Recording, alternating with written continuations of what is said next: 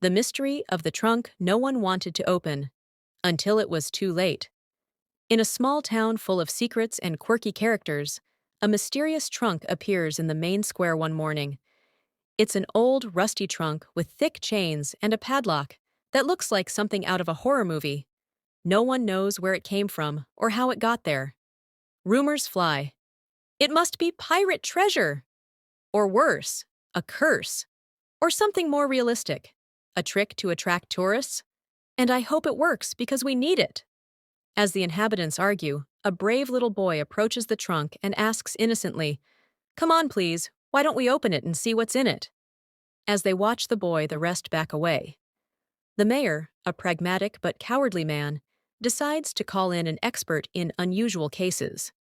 A paranormal investigator appears, Don Serafine, who, despite his imposing name, is more of a bumbler who always ends up running away from his own investigations, but has always liked the way his trench coat looks. Wearing a disproportionately large hat and his classic garbanon full of patches, Don Serafine peers into the trunk with a toy flashlight that makes laser sounds plan, plus, suas. Ah, yes. This is definitely dangerous. Don't touch it, exclaims Don Serafin, clearly. At that moment, Doña Clotilde appears, the most gossipy lady in town, with a loaf of bread under her arm and her hair made into a bird's nest. I don't think I have any more curses than having been married 3 times and having a miserable retirement. The tension breaks and everyone laughs. But just as Dona Clotilde tries to open the lock, a strange click echoes from inside the trunk. The sound causes everyone to recoil quickly. News of the trunk spreads like wildfire, and soon reporters, street vendors, and a local influencer who records everything for his channel arrive. What's up, folks? Today we're going to open a mysterious trunk. Will it be a ghost, a treasure, or the box where they kept my desire to work? They try to open the trunk in every possible way. The village blacksmith uses a radial, but the chain resists. A group of teenagers hit it with sticks, but only manage to dent it. The influencer organizes a live vote to decide whether to open it or not. The majority votes yes. Because what could go wrong?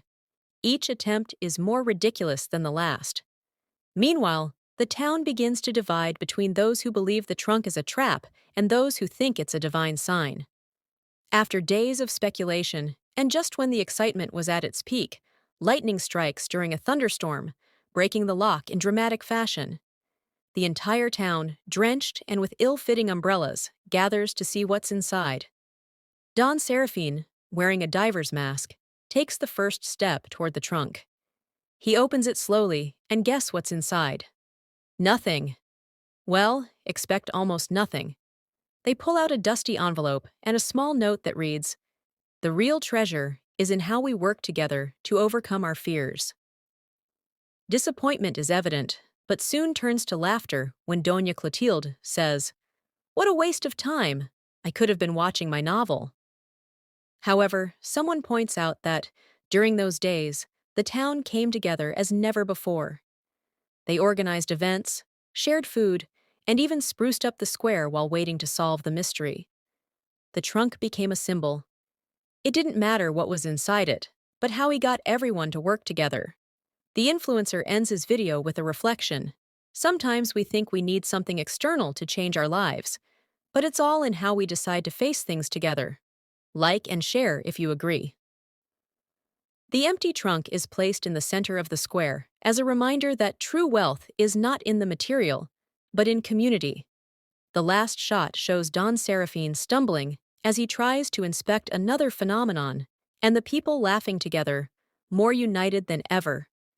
In a society where everyone is looking for immediate answers and external solutions, this story is a reminder that problems need not always be solved literally.